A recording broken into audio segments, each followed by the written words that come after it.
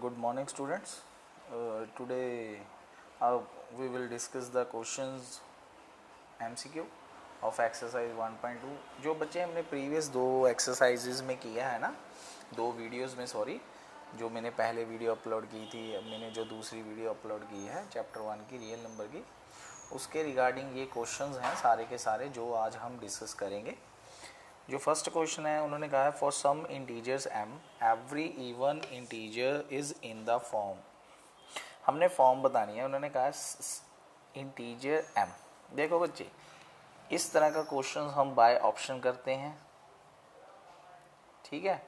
Option का मतलब, हम ऑप्शन से स्टार्ट का मतलब ये है कि जो m हमें इंटीजर्स दिया यहाँ पे हम फिल करेंगे, ठीक है। और जो हमें कहा गया है हम वो चेक करेंगे कि वो इवन इंटीजर बन रहा है या नहीं बन रहा। तो सबसे पहले हमें इवन नंबर्स पता होने चाहिए जो 2 के टेबल के ऊपर डिवाइड हो रहे हैं, जैसे 0, 2, 4, 6, 8 अप टू सो ऑन। अब देखो, अब यहाँ पे हम इंटीजर्स फिल करते हैं। मान लो m हमारा जो है फर्स्ट ऑप्शन में, m को पहले आप 0 बोलो, 1, -1, 2, -2, जो मर्जी आप पुट कर लो। तो ये 2 के टेबल के ऊपर सारे के सारे नंबर्स डिवाइड नहीं हो रहे, तो ये ऑप्शन नहीं है हमारी। यहाँ पे m की वैल्यू पहले मैंने 0 पुट की, तो 0 + 1 तो 1 आ गया, तो इट मीन्स ये भी नहीं है हमारी। यहाँ पे मैंने m की वैल्यू 0 पुट की, तो ये हो गया 2 × 0 + 1, तो 2 × 0, 0 + 1, तो 1 इज़ नॉट डिविजिबल बाय 2, तो ये ऑप्शन भी नहीं है। तो फोर्थ ऑप्शन हमें चेक करने की ज़रूरत नहीं है, वही हमारा आंसर आएगा। अगर आप चेक करना चाहते हैं तो कर लीजिए। सबसे पहले आप यहाँ पे 0 पुट कीजिए, तो आंसर आ गया 0, तो 0 इज़ डिविजिबल बाय 2, 0। फिर आप 1 पुट कीजिए, तो आएगा हमारा 2, 2 इज़ ऑल्सो डिविजिबल बाय, तो ये भी हमारा है, आंसर आ गया। अब नेक्स्ट में उन्होंने कहा है if n is an even natural number. Even natural number हमारे होते हैं 2, 4, 6, 8, 8 के आगे हमारा क्या आएगा 10 अप टू सो। तो लार्जेस्ट, बड़े से बड़ा नेचुरल नंबर, ये हमें ऑप्शन दी गई है, हमने चेक करना है कि इसको कौन सा बड़े से बड़ा नंबर डिवाइड करेगा। तो ये रहा n इंटू n+1, n+2। तो यहाँ पे मैं बच्चे सबसे पहले n की वैल्यू 2 पुट करूँगा, 2 × 2 + 1 × 2 + 2, तो 2, 2 + 1 3, 2 + 2 4, तो इनको मल्टीप्लाई करके आएगा 24। अब लार्जेस्ट नंबर का है, 6 इज़ नॉट अ लार्जेस्ट, 8 भी नहीं है, 24 भी नहीं है, तो इसका आंसर क्या आएगा डी। डी जो है वो सबसे लार्जेस्ट नेचुरल नंबर है जो इस फॉर्म को डिवाइड करेगा जब n हमारा क्या होगा, इवन नेचुरल नंबर होगा।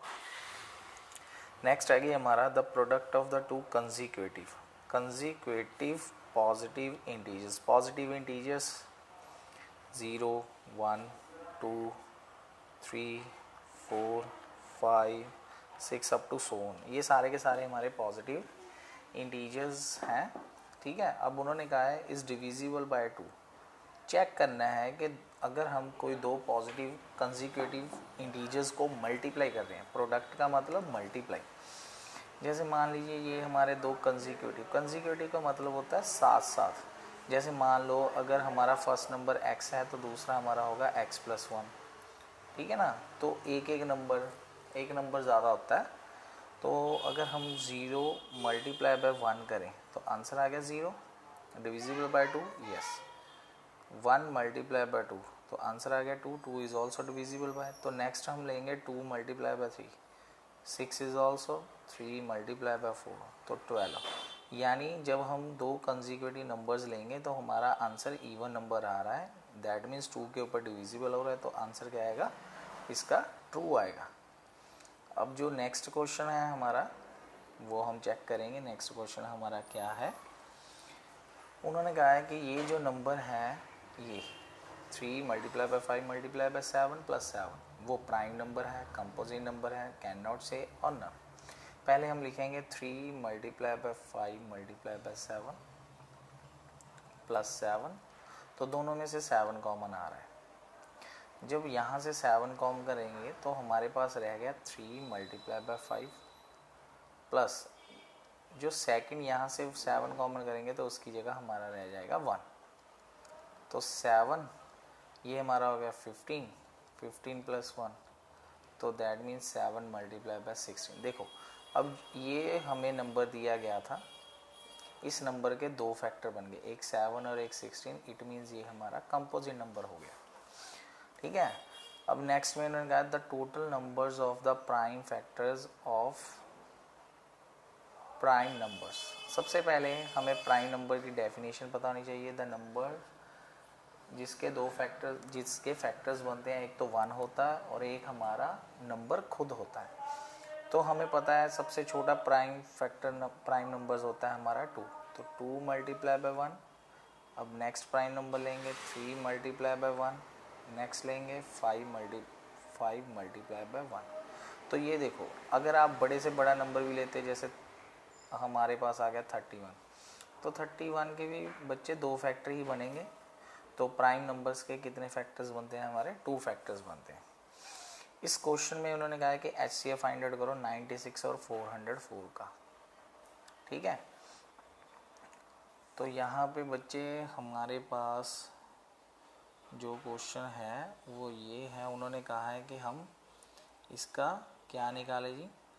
सॉरी, ये हमारी स्लाइड है, इसमें उन्होंने कहा है कि हमें ये नंबर निकालना है। यहाँ पे हमारा 4 है और यहाँ पे हमारा 5 है। तो ये जो क्वेश्चन है हमारा, इसमें हम बच्चे क्या करेंगे, 96 की प्राइम फैक्टराइजेशन करेंगे। 2 के टेबल पे गया, 2 4 8, 2 8 16। अब 2 के टेबल पे फिर गया, 2 2 4, 2 4 8, 2 के टेबल पे गया, ये हमारा आ गया 12। अगेन 2 के टेबल के ऊपर गया तो ये आ गया 6। अगेन 2 के टेबल के ऊपर गया तो ये हमारा आ गया 3। तो 96 की तो प्राइम फैक्टराइजेशन बन गई। 2 की पावर काउंट करें, 1 2 3 4 5। 2 की पावर 5 मल्टीप्लाई बाय 3 की पावर 1। ठीक है, अब हमने 404 की निकालनी है। 404 की प्राइम फैक्टराइजेशन पहले 2 के टेबल पे 202, फिर 2 के टेबल पे तो ये आ गया 101। तो 101 इज़ अवर प्राइम नंबर। तो 404 की हम प्राइम फैक्टराइजेशन करेंगे 2 की पावर 2 मल्टीप्लाई बाय 101। अब बच्चे इसका HCF जो होगा, देखो अब दोनों में क्या कॉमन आ रहा है, 2 की पावर 2 कॉमन आ रही है। जो HCF का मतलब होता है हाईएस्ट कॉमन फैक्टर। जो इसकी प्राइम फैक्टराइजेशन की है उसमें सबसे बड़े से बड़ा नंबर जो कॉमन आ रहा है वो क्या आ रहा है, 2 की power 2। That means 2 multiply by 2, तो आंसर कितना आ गया हमारा 4। तो इन दोनों का जो HCF है वो कितना है, 4 है। अब जो नेक्स्ट है बच्चे क्वेश्चन, देखो उन्होंने कहा right the HCF of the smallest composite number and smallest prime number. देखो बच्चे सबसे पहले हमें पता होना चाहिए जो सबसे छोटा कंपोजिट नंबर है, सबसे छोटा कंपोजिट नंबर हमारा आता है 4 और स्मॉलेस्ट प्राइम नंबर, जो स्मॉलेस्ट प्राइम नंबर है वो है हमारा 2। तो बच्चे 4 और 2 की प्राइम, जब आप 4 की प्राइम फैक्टराइजेशन करोगे तो 2 के टेबल पे ऊपर गया और 2 की प्राइम फैक्टराइजेशन करोगे तो इन दोनों का जो HCF होगा वो कितना होगा, 2 ही होगा। ठीक है, ये तो सिंपल क्वेश्चन था बच्चे, बस हमें ये पता होना चाहिए कि सबसे छोटा कंपोजिट नंबर कौन सा, सबसे छोटा प्राइम नंबर कौन सा है। अब बच्चे इस क्वेश्चन को करने के लिए हमारे पास 2 मेथड है। मेथड 1 बहुत इजी है, जो मेथड 2 है वो थोड़ा सा लेंथी हो जाता है। देखो हमारे पास नंबर दे दिया, हमें नंबर दे दिया 15:11 और हमें उसका HCF दे दिया हाईएस्ट कॉमन फैक्टर। ये बच्चे ट्रिकी है क्वेश्चन। ट्रिकी क्या है इसमें, ट्रिक क्या है, आप इस HCF को इन दोनों के साथ मल्टीप्लाई कर दो। पहले 15 मल्टीप्लाई बाय 13 करो, फिर आप 11 मल्टीप्लाई बाय 13 करो। जब आप 15 को 13 के साथ मल्टीप्लाई करोगे तो 195 आ जाएगा, 11 को 13 के साथ मल्टीप्लाई करोगे तो 143 आ जाएगा। ये तो बच्चे वर्बली क्वेश्चन था हमारा, इसका ऑप्शन ए बन गया। ये तो था ट्रिक।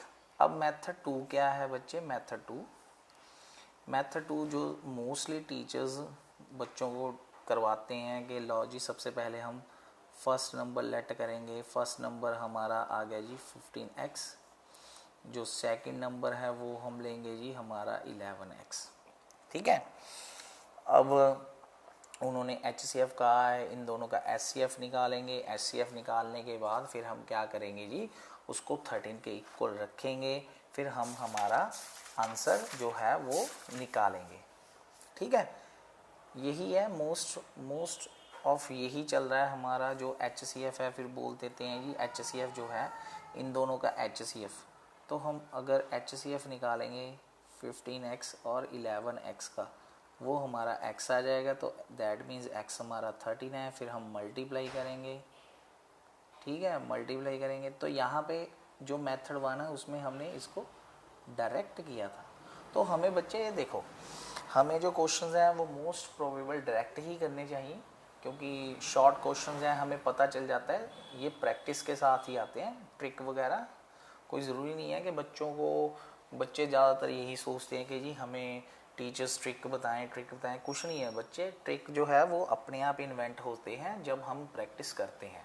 ठीक है, हमें सबसे पहले क्वेश्चन को समझना चाहिए, क्वेश्चन में क्या दिया हुआ है और क्वेश्चन में हमने क्या फाइंड आउट करना है, तो उसमें बच्चे ट्रिक जो है वो अपने आप बन जाती है। ठीक है, अब नेक्स्ट क्वेश्चन होने का product of the to coprime. सबसे पहले हमें पता होना चाहिए जो कोप्राइम है उनका जो कॉमन फैक्टर है वो कितना है, वो आ रहा है, जो कॉमन फैक्टर है, कॉमन फैक्टर इज 1।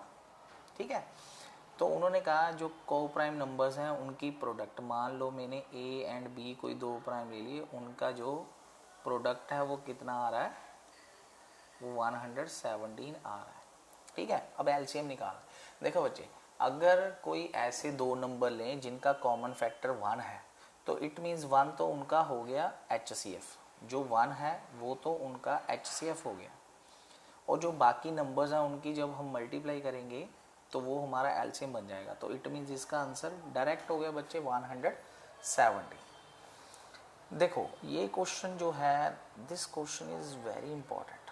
इंपॉर्टेंट क्यों है बच्चे, ये बहुत बार क्वेश्चन जो है 2-3 टाइम्स CBSE बोर्ड के पेपर में क्या हो गया, रिपीट हुआ है। ये क्वेश्चन रिपीट हुआ है, रिपीट है, सिंपल है। देखो बच्चे, सिंपल क्वेश्चन क्या है, सबसे पहले 65 की आप प्राइम फैक्टराइजेशन कीजिए। देखो 6 + 5 11 है, तो 5 के टेबल के ऊपर कट हो गया, तो 5 1 द 5 था, 5 3 ज़ा 15, तो इसकी फैक्टराइजेशन बन गई 5 × 30। नेक्स्ट आ गया हमारा 117। देखो ये आ गया 9, 3 के टेबल 3 117 की हमने प्राइम फैक्टराइजेशन करनी है, 3 के टेबल पे गया, तो ये हमारा आ गया बच्चे 3 3 का 9, तो 3 9 का 27, फिर 3 के टेबल पे गया तो आ गया हमारा 30। देखो अब इसकी प्राइम फैक्टराइजेशन बन गई 3 × 3 × 30। अब दोनों का जो HCF है वो हमारा आ गया HCF ऑफ 65 एंड 117 इज 30।